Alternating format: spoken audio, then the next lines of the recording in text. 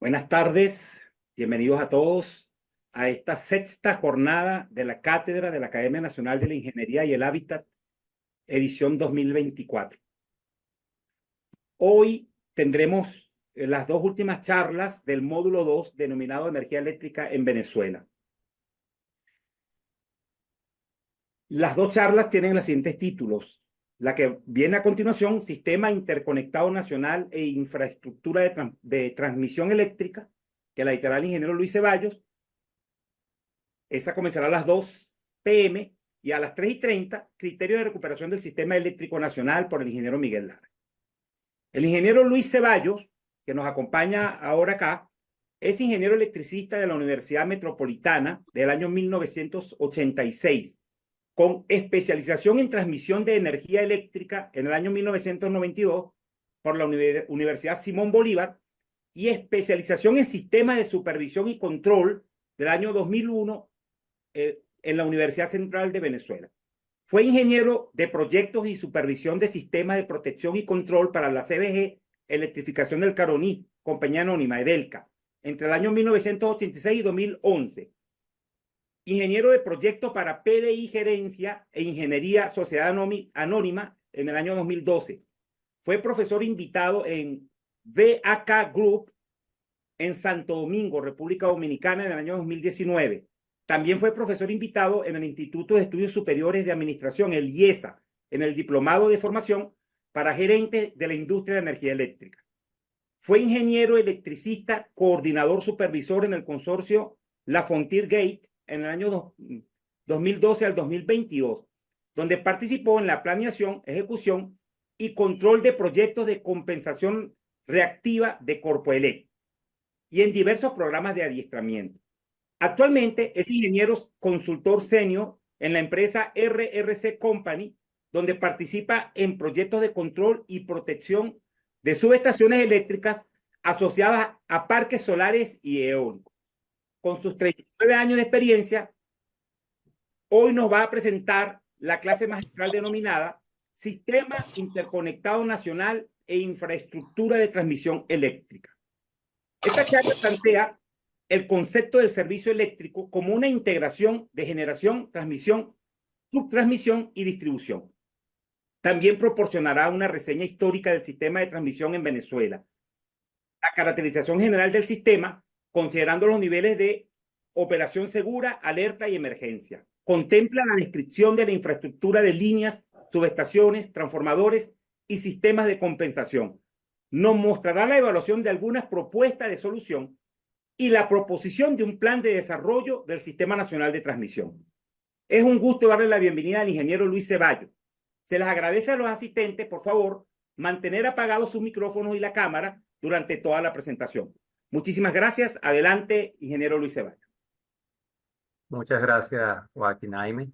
Agradecido a la Academia Nacional de la Ingeniería y el Hábitat, al académico Sergio Marín por la invitación y para poder participar en este foro. Y agradecido a las universidades y a todos los aquí presentes.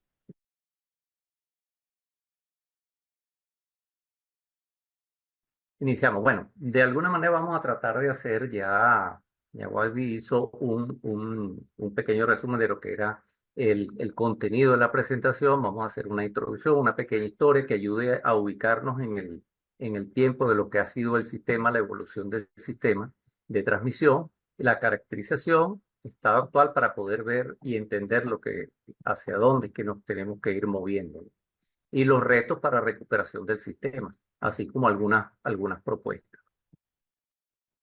Bueno, aquí podemos ver que en realidad el sistema de transmisión es un sistema bastante extendido, bastante mallado y que en realidad cubre la totalidad del país. Podemos ver por una evaluación que se hizo en el año 2010, que lo hizo Transparencia Venezuela, donde indicaba que la cobertura del servicio eléctrico estaba en un 98%. Eso indica de alguna manera que prácticamente todo el país está cubierto por el sistema eléctrico nacional, desde lo cual tanto el sistema de transmisión como distribución están bastante extendidos por todo el país. Es bueno también mencionar, porque vamos a enfocarnos en una parte del sistema. El sistema de transmisión nacional está compuesto en realidad de dos áreas o dos bloques bastante grandes. Uno, lo que sería la red troncal de transmisión, que es la encargada de hacer el enlace entre las distintas fuentes o las distintas plantas de generación que hay en el país con los grandes centros de carga. Y el sistema de subtransmisión que corresponde a las redes regionales y locales donde hay un transporte de energía en estas zonas. Y bueno, nos vamos a enfocar en la red local de transmisión porque en realidad ya toca el problema global de lo que sería todo el sistema eléctrico nacional, mientras que en la parte de subtransmisión tocaría a lo mejor problemas locales en algunos sistemas, donde no necesariamente las soluciones que pueda haber para una región sean exactamente las mismas para otra. Bueno, las funciones básicas, como sabemos, en un sistema de transmisión tiene lo que corresponde al transporte de energía. Esto es básico y esto es como entendemos el sistema de transmisión. Pero también es muy importante ver que hay dos elementos bastante importantes, dos funciones adicionales muy importantes. Uno es la compensación y estabilización de la energía transportada, porque en un sistema de transmisión, y más cuando tiene ya una cierta longitud y carga y distintos eh, fuentes de generación, el sistema necesita tener un cierto equilibrio y estabilización, porque puede pasar a una etapa donde el sistema pierda estabilidad y hay un colapso del mismo. Asimismo, como facilita lo que sería la parte de operación del sistema y orientarlo. Es decir, la operación no es que la hace el sistema, pero permite distribuir o direccionar lo que es el flujo de potencia por un lado, por otro, o hacer ciertos ajustes en lo que es el sistema para poder darle estabilidad y operatividad a lo que es el sistema. Y todo esto para cumplir con tres puntos que son bastante importantes, que son calidad del servicio, continuidad y estabilidad. Estos aspectos están tocados en la norma Covenin 2752, que es donde da estos lineamientos básicos que el sistema debe cumplir.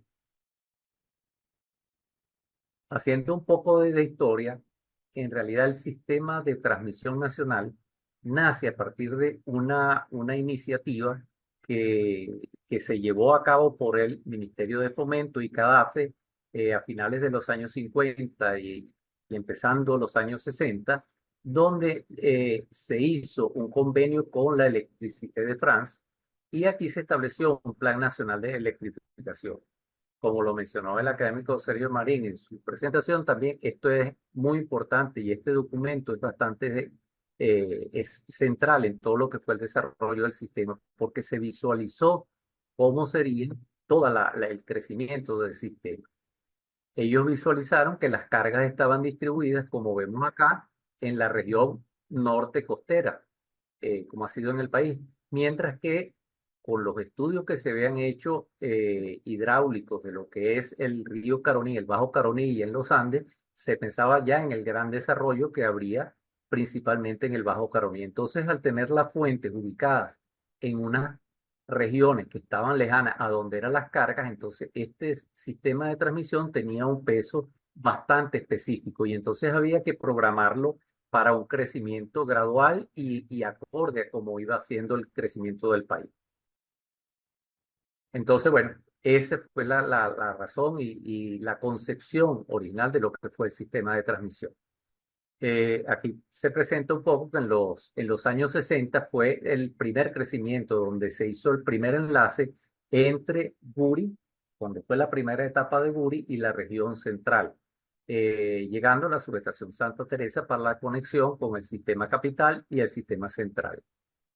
Posteriormente, en los años 70, hubo un reforzamiento de este sistema porque ya vino el crecimiento de la red troncal con las líneas a 400 kV Guri Centro y ampliación de la red de 230 kV. En los años 80, ya con la culminación de la etapa final de Guri, ya llevando la planta a su capacidad instalada de 10.000 megavatios, se hacía necesario ir expandiendo lo que era el sistema de transmisión y se incorporó la red de 765 a la red troncal. Y fíjense cómo fue creciendo todo el sistema y entonces ya se distribuyó a lo largo de todo el país.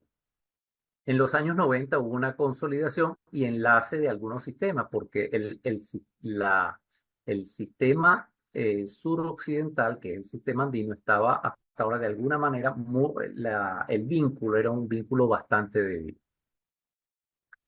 En los años 2000 hubo también un crecimiento y con la entrada de Caruachi y ya la entrada de Macagua 2, que fue a finales de los 90, se terminó de consolidar lo que era esta parte del sistema de transmisión nacional. Y ya finalmente en estos últimos 14 años podemos decir que ha sido muy poco las acciones que se han emprendido en cuanto a crecimiento de la red. Eh, eh, aquí les muestro un poco que hay unos requerimientos generales y unos criterios que se han aplicado durante todo el tiempo y son unos criterios básicos a lo que es el diseño del sistema de transmisión nacional. Bueno, en realidad del sistema eléctrico nacional, pero en el sistema de transmisión se han tomado muy en cuenta. Un aspecto que quiero mencionar mucho es que el criterio de diseño N-1 es un criterio básico en el diseño, tanto en el caso de líneas y de subestaciones. Entonces, se toman muchas consideraciones a fin de lograr la disponibilidad del sistema. En caso de que haya alguna falla o alguna incidencia en algún equipo o sistema, no se pierda lo que es el suministro. O sea, cuando nosotros vemos y podemos decir, no, hay una falla, falló un equipo, en realidad el sistema, su diseño es para garantizar que haya una operación aun cuando uno de los equipos esté comprometida su operación. Ahora, cuando uno empieza a notar fallas es porque quiere decir que alguno de estos equipos ya está empezando a presentar algún problema y no puede cumplir con o sea, o no se puede cumplir con todo este criterio de diseño. Bueno, como mencionábamos anteriormente, vemos que el sistema de transmisión tiene dos partes. Aquí se describen un poco para que podamos ubicarnos en el concepto. El sistema de transmisión, la red troncal de transmisión, cuenta con tres niveles de tensión, 765, 400 y 230 kV. Y tiene un total de 14.400 kilómetros de línea y 81 subestaciones. Esto nos da una idea de la magnitud que tiene el sistema. Ahora, en el sistema de subtransmisión, que son las redes ya más locales, tenemos unos 15.700 kilómetros de línea y unas 365 subestaciones.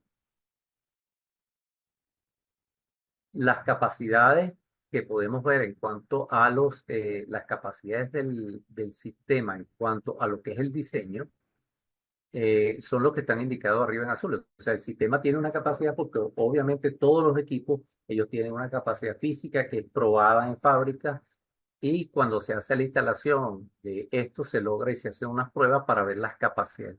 Sin embargo, las capacidades operativas son inferiores porque hay ciertas condiciones en el sistema que afectan o influyen en lo que es la operación, la operatividad de lo que es el mismo. Entonces, para garantizar una operación confiable, siempre se tiene un valor que es, obviamente no se está llevando al límite.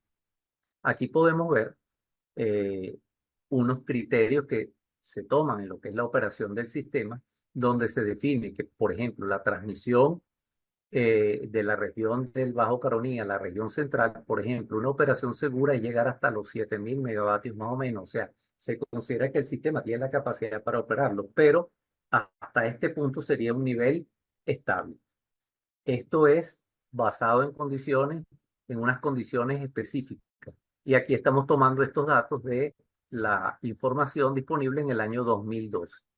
Hoy en día la situación no es exactamente la misma y entonces habría que ver dónde están estos límites hoy en día. Luego tenemos una operación de alerta donde en cierta medida... Esto significa más longevidad, más resistencia, tus músculos trabajando de una manera más eficiente. Sí, estos niveles de alerta ya sería una situación en la que el sistema todavía tiene una capacidad de operación, con una relativa seguridad, pero ya está entrando en cierta zona que puede tener compromiso para el sistema. Y la operación de emergencia ya es cuando sobrepasa este valor y puede producirse ya una salida del sistema. Entonces, por acá vemos cómo está conformada esta red troncal de transmisión y cómo está dividido el sistema en cuanto a las regiones. Tenemos las distintas regiones que son, desde el punto de vista operativo y tanto del sistema, se trata de ver cómo son las fuentes y cómo es la distribución de las cargas y los sistemas de transmisión asociados, tanto los de transmisión que son regionales como lo que conforma la red troncal de transmisión. Bueno, si ahora empezamos a ver un poco la actualidad y poder ver la situación actual, deberíamos ver un poco los problemas que se presentarían. Estamos viendo que hay en muchos casos la indisponibilidad del servicio e inestabilidad en el servicio. La indisponibilidad debido a problemas que hay por la restricción en la generación, que no contamos con todas las plantas operativas a su máxima capacidad, limitaciones en transmisión debido a algunos equipos que no están operativos tampoco, fallas, intervención también por mantenimiento, cuando hay que puede entonces indisponer lo que sería una línea o, o una salida que pueda alimentar a una zona y, y también pudiera ser por intervención o reposición de los equipos. Esas son las causas que pudieran generar lo que es indisponibilidad del servicio. Entonces esto lo que afecta es la continuidad y la calidad, por supuesto. Y la inestabilidad, que es el otro punto que es bastante importante y en la actualidad consideramos que es un punto que también está afectando mucho el sistema. Nosotros hablamos y oímos mucho hablar de los bajones, de la tensión, etcétera. Entonces estamos viendo que hay variaciones en voltaje y frecuencia, así como violación de esos límites operativos. Esto se produce porque a veces hay problemas de compensación. Entonces, esto es lo que no permite o hace que cuando el sistema está operando en un nivel, está operando básicamente en ese borde o en ese nivel crítico que puede darle la inestabilidad al sistema e incluso producir alguna indisponibilidad de servicio. Fíjense, hay una cuestión que hay que recalcar. Como para poder tratar de ver un poco cuáles son esas causas de la interrupción del servicio, tratar de analizar un poco este efecto, deberíamos contar con cifras que no las disponemos oficialmente, no se disponen. Sin embargo, viendo unas cifras de hace 6 años, pues estas son del año, o 8 años, perdón, del año 2016, en realidad posiblemente los valores ahorita están totalmente cambiados, han variado mucho, ha aumentado la cantidad de fallas, pero si pudiéramos ver en cuanto a la estructura que se presenta en el gráfico, que hay una cierta distribución que sería interesante o es interesante evaluar. Fíjense, en primer lugar, aparecen fallas de equipo o componentes de equipo y protección. Este es un punto que resulta interesante evaluarlo por lo siguiente. Fíjense, vemos que hay un 32%, un 33% de la falla. Los sistemas de protección, en realidad, ellos van a actuar, operar ante una falla en el sistema. Ahora que ellos tengan falla propia, ya significa que hay un deterioro. Hay muchos de estos equipos que ya han pasado su vida útil, que lo vamos a ver un poco más adelante. Pero este es un tema importante, así como hay equipos o componentes de equipo a los cuales no se le ha hecho el debido mantenimiento o han cumplido su vida útil o no se dispone de todos los elementos para que operen correctamente. Entonces estamos teniendo que hay fallas de equipamiento. Este es un tema que es muy importante tomar en cuenta. Hay otros aspectos que son los fenómenos naturales. Para los fenómenos naturales no podemos hacer mayor cosa. Y en estos fenómenos operan precisamente los equipos y sistemas de protección que se dispongan en la red. La idea es operar adecuadamente. Tenemos también otros fenómenos externos que pueden ser controlables.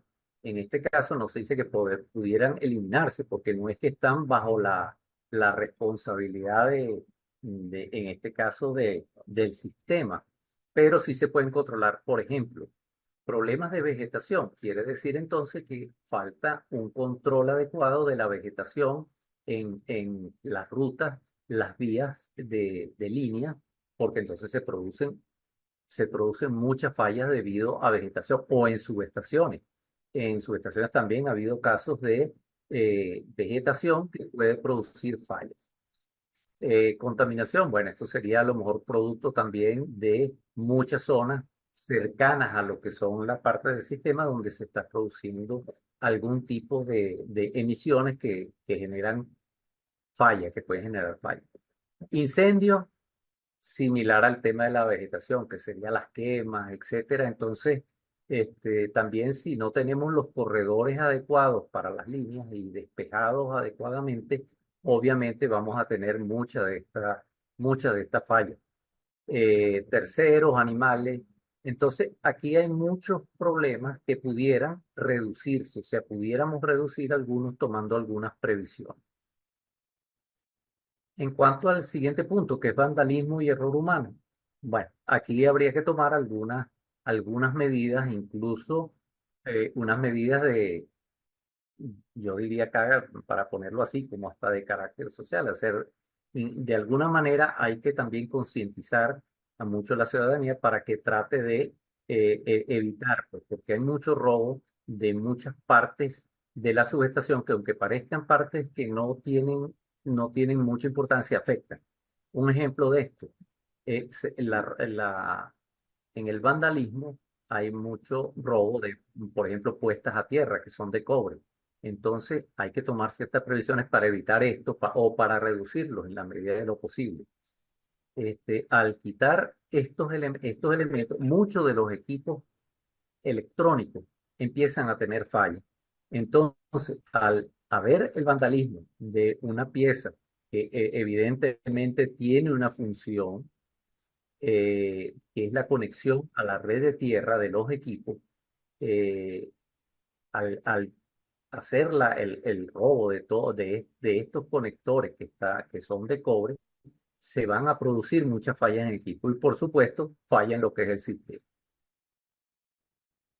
Hay otras condiciones operativas que también, bueno, podrán variar de acuerdo a cómo estén los equipos y sistemas que conforman toda la red. Entonces, fíjense, si hacemos un análisis de estos conjuntos o grupos de fallas presentados en esta cifra, en este cuadro, podemos ver que hay un 56% de las fallas que pudieran reducirse en una cierta cantidad. Entonces, quiere decir, más allá del número que podemos, hay ciertas acciones que hay que prever e ir tomando en cuenta, en consideración, para poder reducir este número de fallas. Cuando tratamos de analizar ahora en concreto, todas las posibilidades o las causas de interrupción e inestabilidad en el servicio, vemos que podemos tener contingencias por fenómenos naturales, que ya lo dijimos, que no tenemos mayor, este, hay ciertas formas de prevenir o de reducir el efecto del impacto, pero los fenómenos naturales no son en este caso evitables. Condiciones operativas no contempladas. Bueno, habría que evaluar cuáles son estas condiciones y a qué se deben para poder establecer o evaluar algunas soluciones o previsiones operativas. Vemos también que lo que es el deterioro del sistema, falla el equipamiento, definitivamente hay que hacer una recuperación de partes, equipos y sistemas, tanto en línea y subestaciones, de los cuales no se ha hecho el adecuado porque no se dispone, no se ha realizado adecuadamente. Y aquí lo vemos, hay un mantenimiento que no es adecuado o es inoportuno, hay contingencias por actuación humana, disminución del personal técnico cualificado. Esto indica que esto lo que enfoca es la necesidad de capacitación del personal y la dotación y suministro de todo lo que sería la parte de repuestos. Si no se cuenta con esto, obviamente todos los procesos de mantenimiento, la mantenibilidad del sistema, se va se va a cero. Entonces, no vamos a poder darle el mantenimiento adecuado ni las condiciones para que el sistema opere. Y finalmente, lo que es la parte de inseguridad en las instalaciones y vandalismo, como había mencionado anteriormente, requiere unos sistemas de seguridad. Además de los sistemas de seguridad, también sería interesante una formación ciudadana que llegue a, a buscar reducir lo que es estas condiciones de vandalismo. Vemos que el equipamiento presenta unas condiciones de obsolescencia en algunos casos, en los cuales ya no hay soporte técnico ni repuestos. Esto es lo que corresponde a la obsolescencia. Hay equipos que ya han cumplido su vida útil y ya ellos no hay forma de poder seguirles extendiendo esa vida. Entonces ya los equipos están presentando una tasa de fallas altas. El tema de la senectud. Hay equipos o hay sistemas, por ejemplo, todo lo que son equipos electrónicos, esos tienen una vida útil mucho más corta que los equipos de alta tensión, por ejemplo, porque ya son equipos donde se envejecen rápido. Por ejemplo, una serie de tiristores o equipos de electrónica eh, estado sólido, son equipos que tienen una vida útil determinada y entonces una vez que esos equipos ya empiezan a pasar ese tiempo, se incrementa significativamente el número de fallos. Otra cosa son las condiciones operativas, porque precisamente al estar equipos durante mucho tiempo, muchas veces se excede en la operación del equipo o se recarga. Por ejemplo, si un transformador puede operar con una cierta sobrecarga, pero un tiempo determinado. Pero si eso se mantiene en el tiempo, obviamente la vida de lo que es los aceites que están dentro de las cubas de los transformadores, así se va deteriorando, así como la vida del propio transformador. Y la mantenibilidad, que hay que mantener las condiciones para adecuados y oportunos mantenimientos.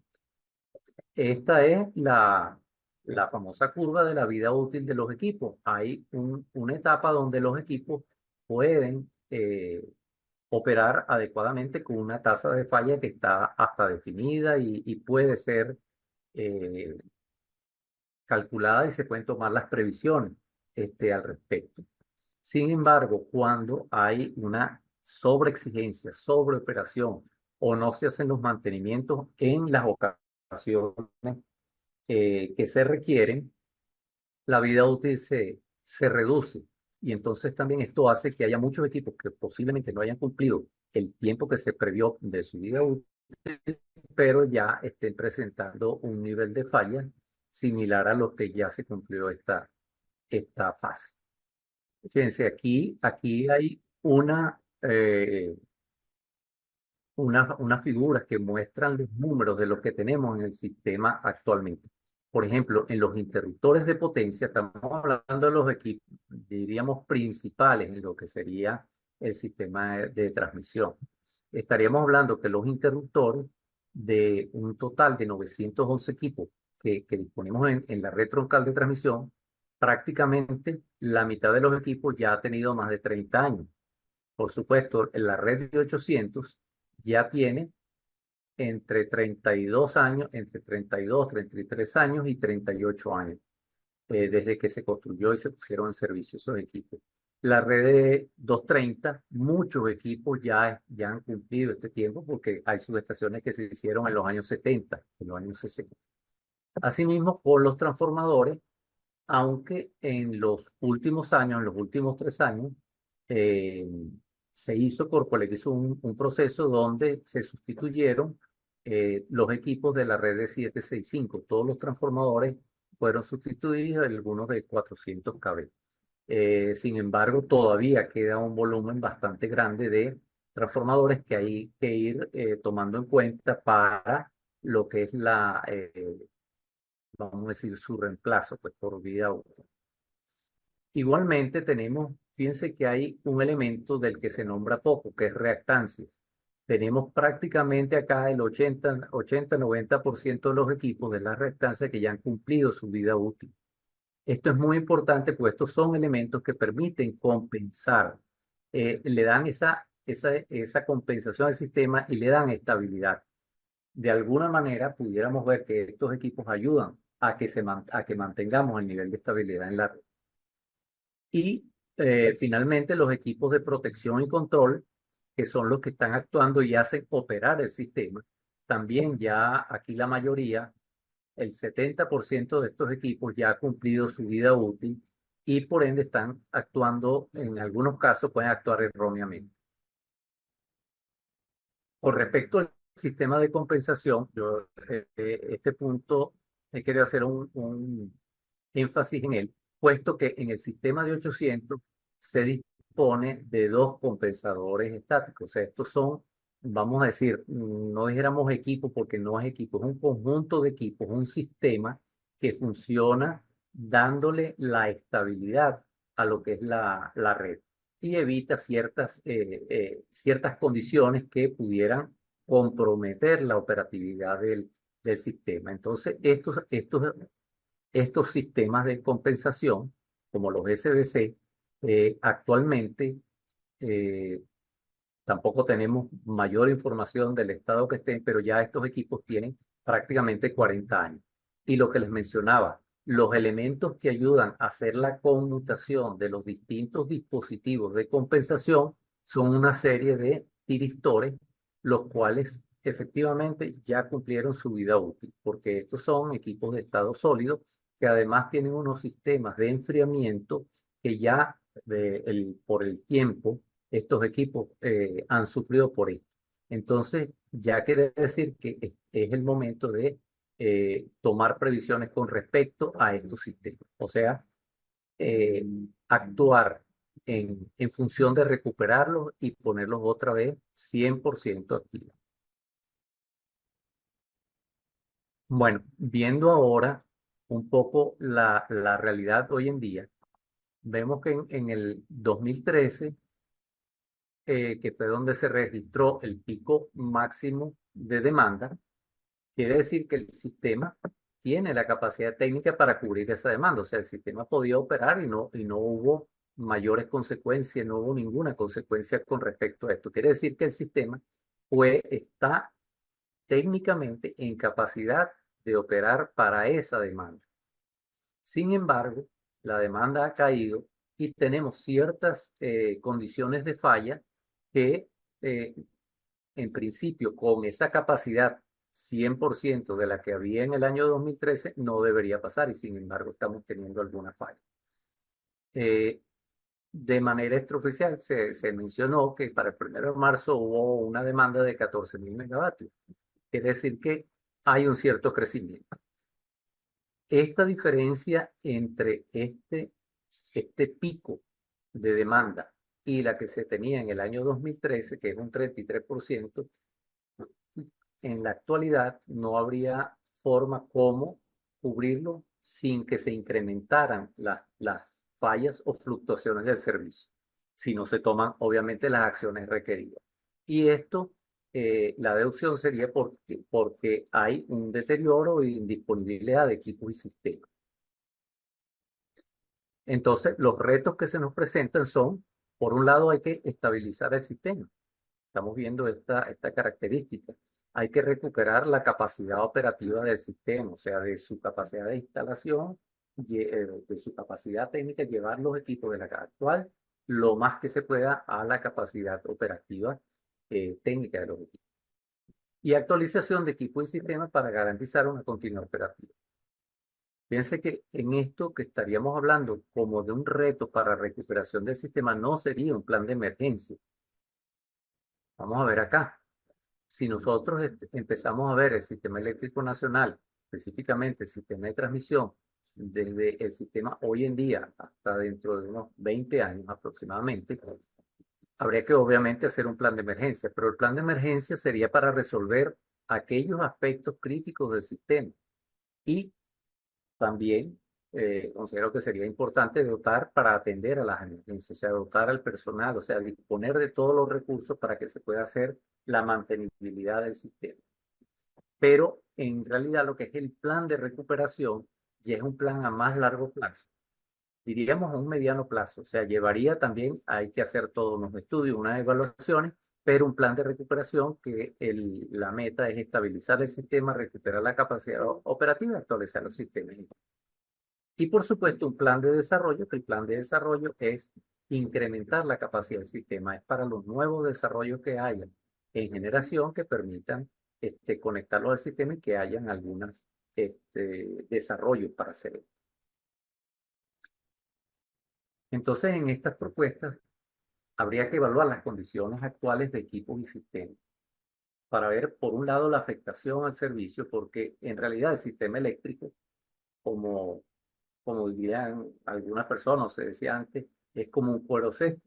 Yo puedo estar haciendo por un lado algunas cosas y se me levanta el sistema por otro. O sea, no es tan fácil dar una solución a todo el país, ni los recursos son infinitos, ni se tienen todos los recursos para poder hacer eh, este trabajo en todo el sistema, para poder hacer todas las recuperaciones en todas partes. Entonces hay que ver cómo es la afectación y esto va a definir hacia dónde habría que orientar las soluciones, igual que el impacto que tendría en el sistema. Si el impacto mejora mucho lo que es el sistema, seguramente hacia allá hay que apuntar todas las opciones. Se evaluarían las soluciones propuestas, obviamente teniendo siempre presente tanto los recursos disponibles como las tecnologías y tendencias que hay. A esto voy a hacer un pequeño paréntesis más adelante y les voy a comentar también a qué se refiere este punto, por qué es tan importante. Y la integración con proyectos futuros. También visualizar soluciones alternas. Ahora, unos proyectos que haya de recuperación vamos a decir, o de rehabilitar algunos equipos, eh, es importante y debería ser también muy importante, dada la restricción en los recursos, de recuperar y reutilizar esos equipos y sistemas. Me explico.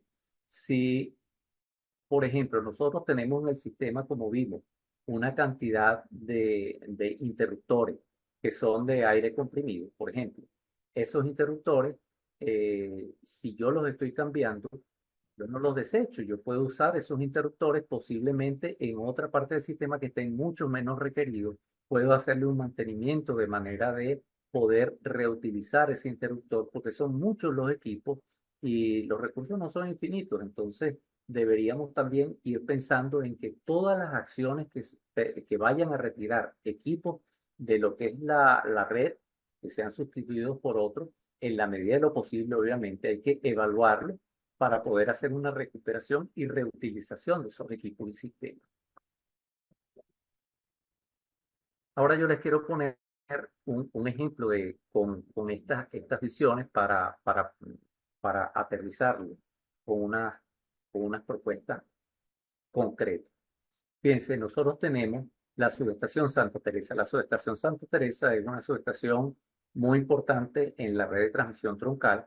Como vimos originalmente, se construyó en su primera etapa en el año 68, que fue cuando fue la primera conexión Guri-Centro. Y llegaba a un patio de 230 y se conectaba con uno de 115.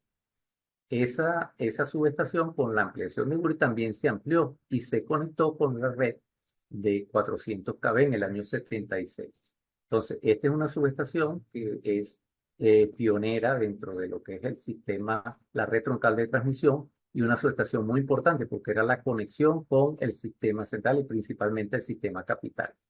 Las cargas de este sistema, ya vemos que tiene conexión con el sistema capital en sus orígenes, o durante mucho tiempo también estuvo conectada con dos subestaciones importantes de la red capital, con la subestación Papelón y con Convento. En el tiempo, Santa Teresa ha perdido un poco ese protagonismo que tuvo durante mucho tiempo y actualmente la red capital se conecta a través de la subestación OMZ con el sistema A765 y esta conexión que había con Convento se hace ahora a través de la planta India Urquía o el sitio. Entonces a través de ahí se hace la conexión. Pero todavía esta subestación es la que alimenta el sistema TUI 2.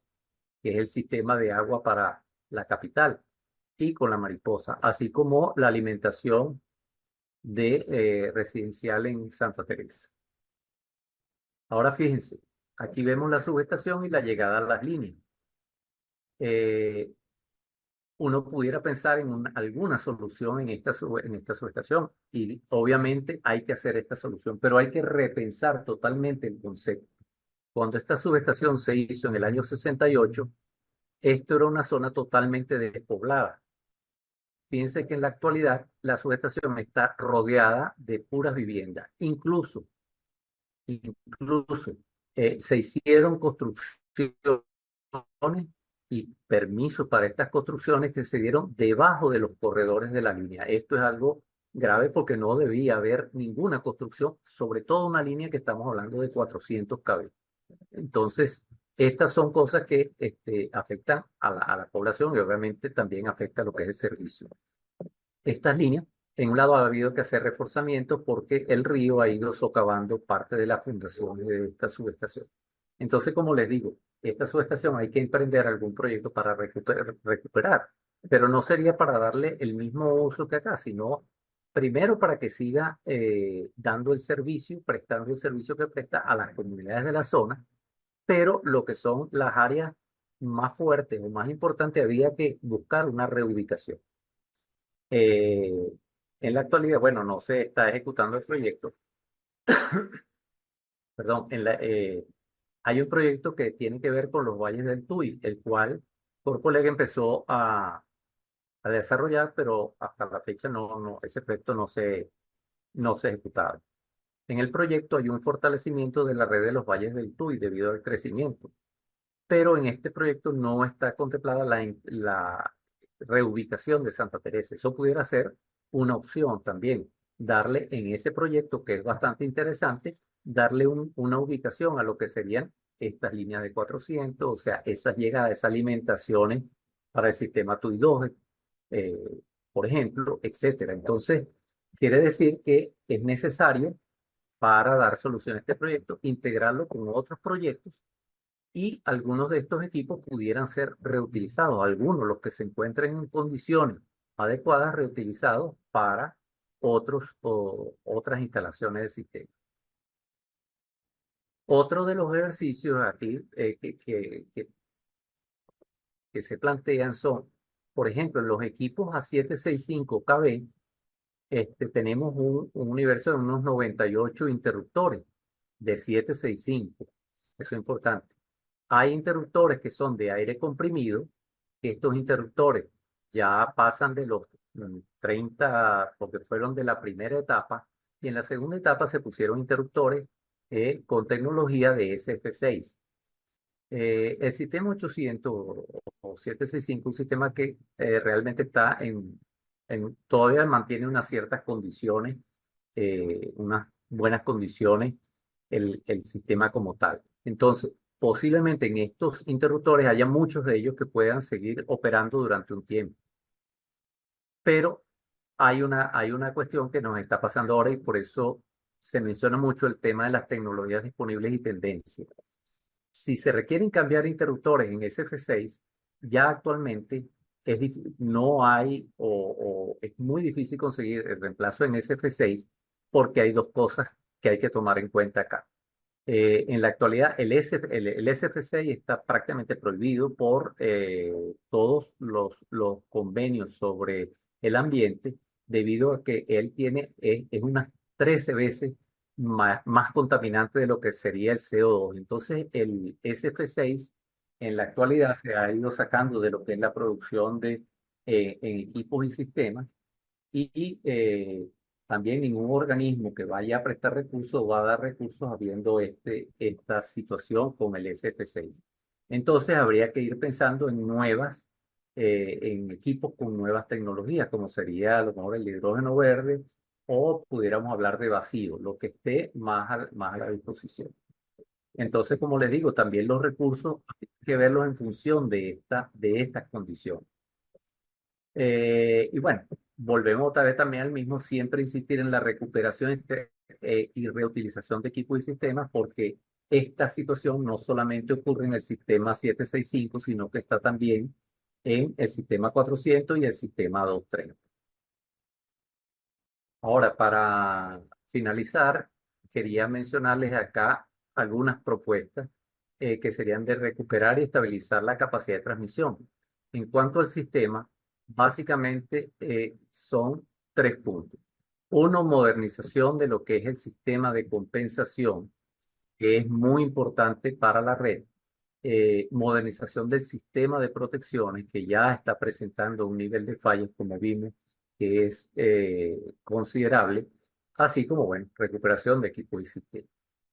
Igualmente, hay algunos proyectos que ya han tenido un arranque, pero se han quedado, como decir, en espera todavía, que pudiéramos ver para la región zuliana, como las líneas para el cruce del lago de Maracaibo, las subestaciones, estas subestaciones asociadas a ese sistema, en la región capital, que sería el sistema de Valles del Tuy, y lo que es la conexión con la región suroccidental a través de la subestación El Venado Buenavista.